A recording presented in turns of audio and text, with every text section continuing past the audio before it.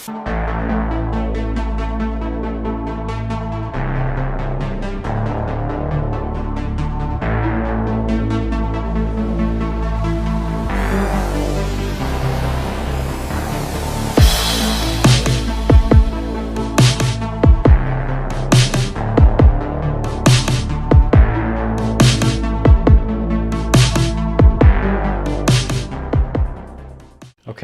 welcome back.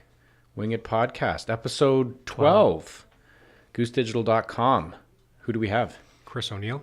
Alex Jennings. And Shew. Michael Turksani. Stephen Shew in the house. Good to be here. Yes, thanks for joining us. Welcome, Stephen. Thank you. This is actually, for those of you that don't know, this was Goose employee number 1. Yeah, OG Ridge. Yeah. Sitting by the water cooler. Yeah, sitting by the water cooler with half a desk and no internet. Yep. So I'm not in sure, the hallway. I'm not while sure people how walking you, by. I'm not sure how you were able to do that, but It was always hydrated. yeah. Yep. Other people were getting hydrated. They're like, "Oh, scooch by. Just let me go get to the water cooler." I'm like, "All right." Yeah. Scooch in. So he's seen a thing or two, okay, Chris? Okay. In terms of Thanks for this paving the way there, Stephen. Yeah, Literally. trailblazer, blazer. So we're here talking with Steve today because he's gone off to be a successful entrepreneur. So, and that's a combination of things actually, since he left the flock and seems to be coming back here fairly regularly, keeping us up to date on stuff. Why don't you give us a bit of what you're up to, Steve, and kind of what you're doing now, what you're kind of all about? Yeah. So once again, my name is Steven, and I used to be employee number 1 at Goose Digital, and I had an idea to get into the entertainment industry. So the first business idea that I did was doing a archery game and also a place where you can smash stuff called the Rage Room. So that started to take off. Mm-hmm. And then the next idea I saw was that VR and AR was starting to become a really big thing. So I wanted to get into the AR industry in terms of the entertainment side. So right now, what I'm working on is a company called Battleverse, and we do augmented reality games for people of all ages, starting from 8 and up. Awesome. That's so cool.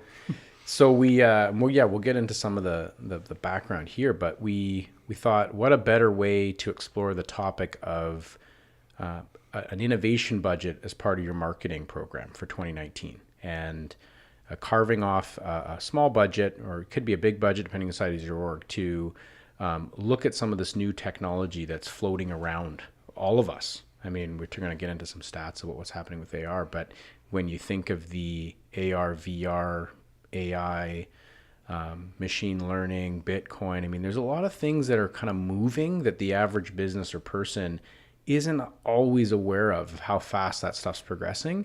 And a brand or a business can sit back and not do anything and kind of have the blinders on, or they can say, hey, is there a way for us to explore what this could be for our business? And that's what we want to look at today. Is it's having an innovation budget, and we'll start with AR as part of that process. So, Alex, what was your background with AR? Because I know that's one of the things that you were really keen to get on this podcast. Well, before I came to Goose, I was in, and even before my old agency, I was at school for 3D modeling, and even before that I was in urban design.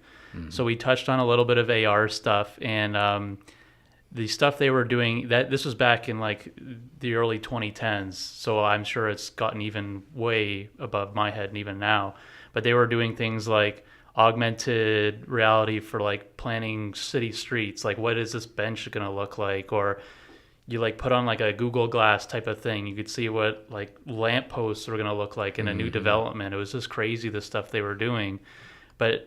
And then when I was going into school for 3D modeling, that was more the practical side of it, like how to actually make this stuff happen rather than just the strategy behind it. So it was really cool to just see like just the fidelity and the detail of these different AR and VR products over the years has just exploded in the last decade. Yeah. And Chris, what is your experience with AR? Well, AR in my old world would have been standing for something else. So I want to make sure everyone knows we're talking augmented reality. Augmented reality. That's right. Thank you Not for accounts receivable. That's right. And I think we should, like, I don't know if Steve, you want to explain the difference, but like some people get mixed get up confused. I was going to between say VR right, and AR. too. Yeah. That would be Yeah. great. Yeah. Yeah, like whenever people come to our place to play our games, they always ask, what's the difference between VR and AR? And usually I default to the biggest difference is with VR, it puts you into another world. So you're in that world, it encapsulates you completely. Whereas AR is pretty much just real life, but with graphics on top. Okay. Yeah, and I was joking there, but I mean, really, I mean, I think I saw you've got the new iPhone, and you know, there's animojis, and you can put a bear on your head, and that's probably the extent of some of the AR that I certainly have at most. So I think it's a pretty uncharted territory, but I know for us, our customers are largely just getting a handle on their marketing automation and rolling out a professional program. So, we wanted to sort of say that when that gets going, or maybe you're a business that already has that well underway, you could start to explore this. Yeah, I think sometimes you can take a look at where the money is going. So right now, you see where it is that investments are being made. Yes. 20 years ago, some big investments were being made in some of the things that are now, commanding a 70 to 80% of the market. Like when you look at marketing automation, when it came in and became something worth talking about, it was like, okay, so maybe 5 to 10% of organizations were using it, but there was some major investment. Why? Because there was recognition of the fact that this was valuable in terms of transforming organizations into being greater things. So right now you're looking at what's happening in the world right now. That augmented reality, virtual reality technologies are being gobbled up.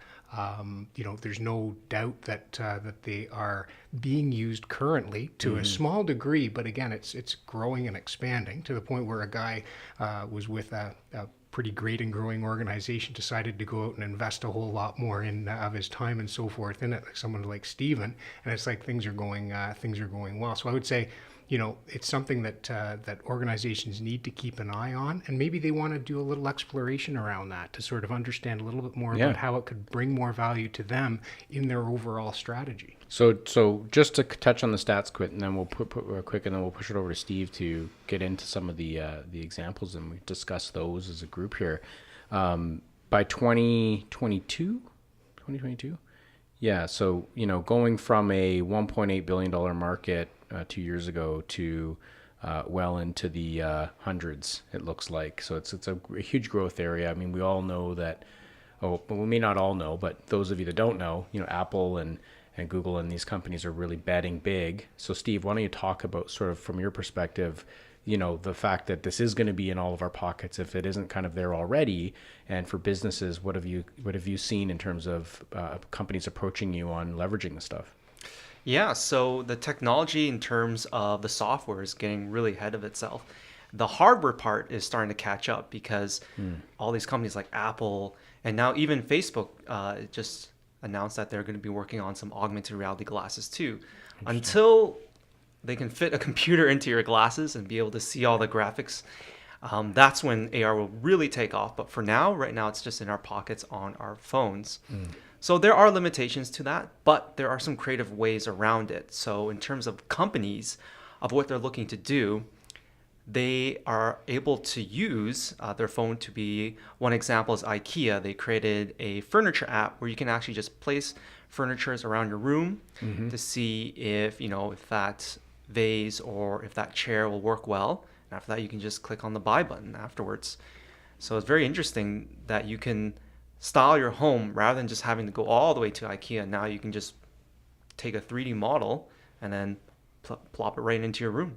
Yeah, obviously anyone that would have a physical product that we would sell, but I think you're seeing brands trying to express themselves using AR in other ways. Talk a little bit about an enterprise brand or brands that might come to you and say, how can we try this out, engage our audience? Yeah, so one way to engage audience, one company did this very well was Nickelodeon. They have a huge audience with kids, and they want to bring kids back to watching, their shows. So one way they did that was they had this fun Nickelodeon app that was able to prompt them to bring up their phones and be able to see these slime graphics come out of your TV. And sometimes you can reward them with like points, and that allows people to kind of see the beginning of what you can do with these graphics. Right, right. And I think what we're talking about with sort of a B2B environment could be anything from using the game, which I want to talk to you a little bit about, because I know that, enterprises may ask you to show up at a trade show just so that they can appear as innovative, but also soon to be coming into email, where you can, through your marketing automation programs, be delivering messaging and asking your customers to explore something at the click of a link, which then boom, right on their phone instantly can experience. So can you talk about some of those examples that you've seen? Yeah, so some of the examples I've seen is that people are trying to get away from making your customers download an app, because that's one of the ways you see the AR graphics. But now they're finding ways of being able to use your browser. So one really awesome, cool way that Google did is you can actually click on a browser, and then the phone turns on the camera, and then you can see like little astronauts in your room and different graphics. So that way, when you have the browser, that just makes it so much easier. So when you send out those email blasts, especially if you're a product, then you can be able to just click the link, and then you'll be able to see whatever product you're selling out in the open. And other interesting things is that one of the examples I found very useful was placing a watch on your wrist. So you're actually able to see what the watch would look like on your wrist, because that's very, very important. A lot of times I actually just go to a store just to see how big the watch would look. And then you don't have to spend time going out there, parking, going to the store. Whereas now you can just take your phone, point it at your wrist, and then be able to see. I mean, Alex, I think we've got a number of, B2B or B2C clients that have products that type of use case, no brainer, right? How do you want to show that directly out of the email, right? Like just being able to send them through automation, or they just looked at something. But what about other ways where, and I think of a lot of our clients that are trying to communicate their value proposition, where they might, like Goose Digital, right? We don't have products. What type of thing could we do where we're sending an email to someone, and then, is it that we do something fun and interesting, like a goose pops out and walks around and, tells a little bit of a story, or, what do you guys think? Like to me, there's a whole bunch of brands out there that don't have products that could really use this stuff to just engage their audience and stand out. Yeah, I think everyone's looking for that differentiator, and I think, sort of being on the leading edge of that would basically put you in, sort of the awareness would go like right through the roof. So yeah, I mean, obviously there's physical products where that would, be a really easy thing to kind of, not an easy thing to do, but I'm going to say like wrap your head around it. Yeah. But then you got to be a little more creative around sort of the non-physical sort of, solutions that people have when you think of a firm that, delivering a service, or a firm that, delivers,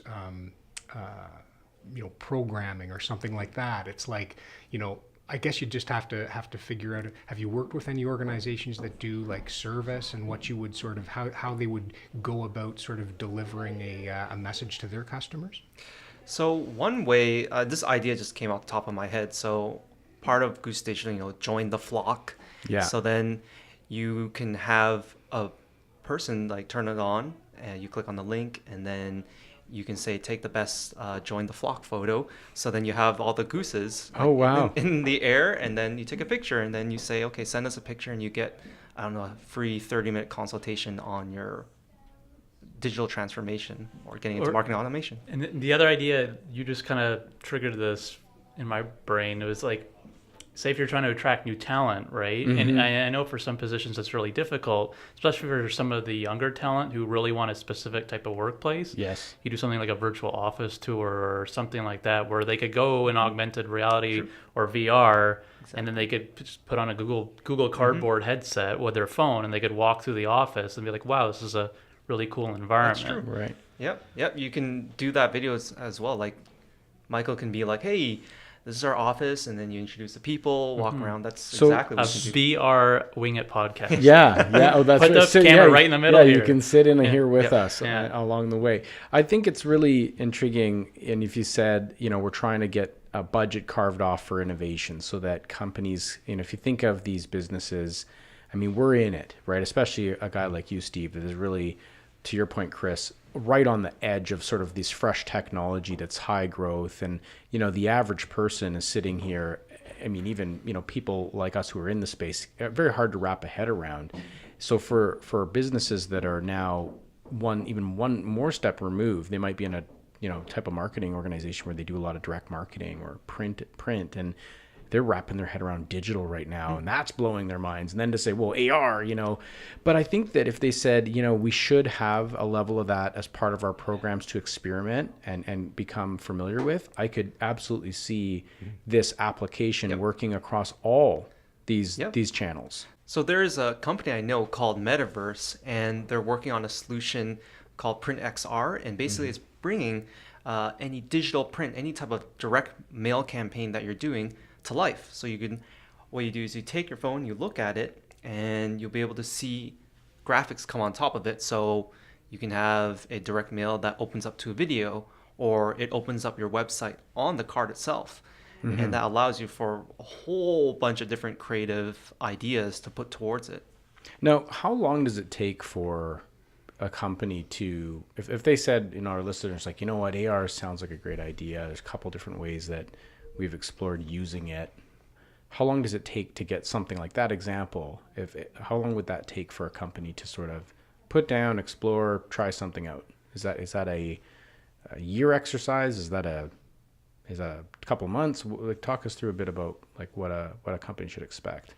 Yeah, so if they are using existing platforms, it shouldn't even take that long. It's just like using a regular app, especially when you have a platform that's been well developed. It could even take just a few days to get used to it. Wow. Okay.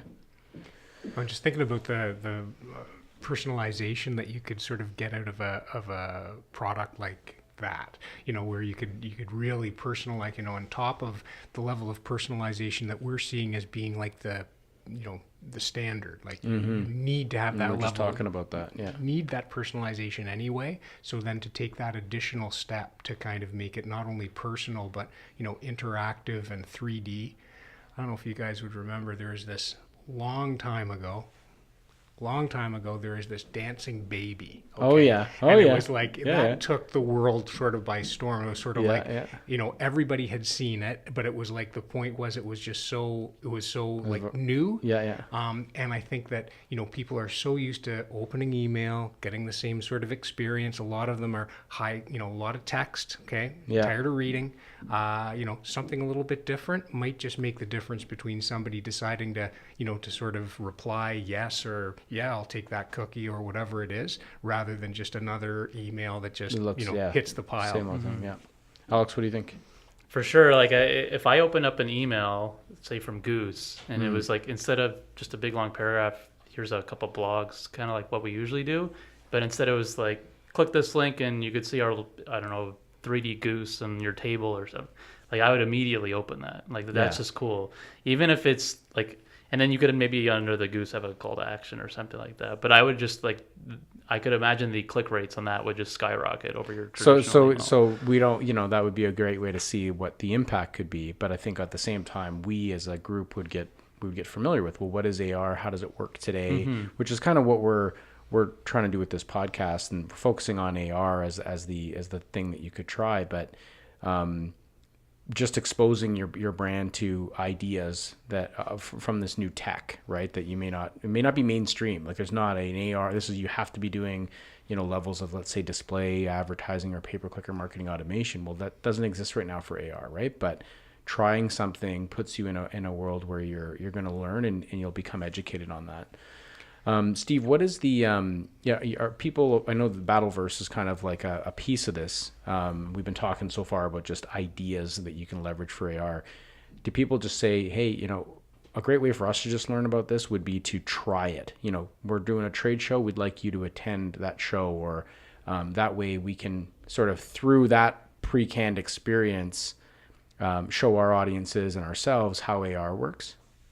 Yeah, so AR is a great marketing activation type of thing that you can use. For us, we've gone to events where they want to show off, what's new in tech, what is Toronto doing, and we've gone to a great event called Future Festival, where they just want to showcase different technologies to people from big companies like Hasbro and Disney. And it sort of wants them to open their mind to it. And for our game, it's basically like virtual dodgeball with magic powers. So when you are able to see, the fireballs being shot at you and you dodging it, and then you can see monsters coming at you, it starts to get their brain rolling, thinking about, what if we can do something where, especially for Hasbro, maybe they have an animation where there are these evil robots coming out, and then you fight against them. So there's different ways of having that being either a experience where you just watch or an experience that you can interact with.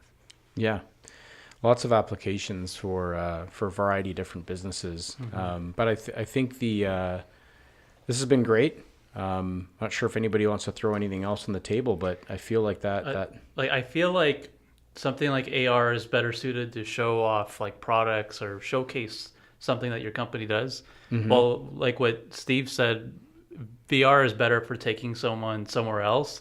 And I could think like from say an insurance company, you put on this headset and like now it's like a simulation of you driving a car in like really bad weather or something like that. Right. These kind of things, and or here's our better traction control if you're, Ford or something.